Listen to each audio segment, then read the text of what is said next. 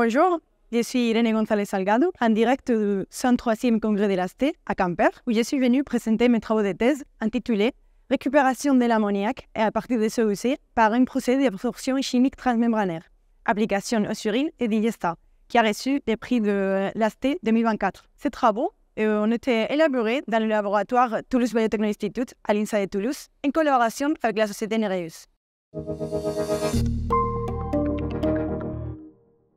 L'azote contenu dans nos rejets industriels, nos COC, nos déchets agricoles ou organiques peut représenter une véritable problématique environnementale s'il n'est pas traité correctement.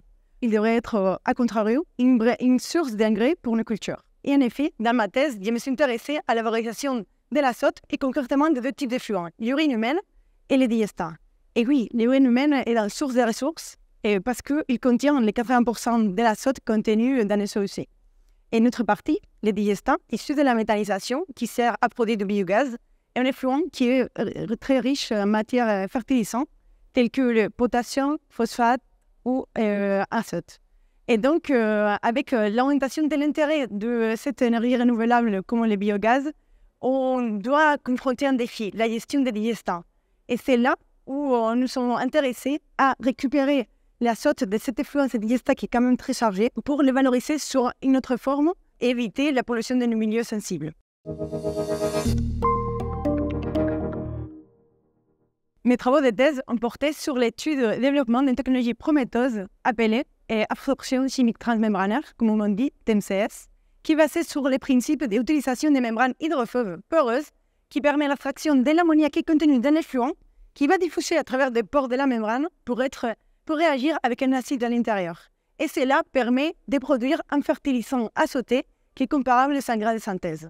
Les traitements se relevaient comme un des défis majeurs de la technologie. Et nous avons collaboré avec la société Nereus pour étudier les pré-traitements de ces effluents. Ils proposent une technologie brevetée de fractionnement des digestats par nanofiltration dynamique qui permet d'extraire une phase liquide chargée en ammoniac qui sera un traitement préalable au procédé TMCS. Et dans nos travaux de thèse, nous avons utilisé des prototypes à l'échelle laboratoire et semi-industrielle qui ont permis d'optimiser les conditions opératoires pour maximiser les rendements d'extraction de l'ammoniac, mais aussi réduire les risques de précipitation dans la filière et étudier les mécanismes de transfert au sein de la membrane.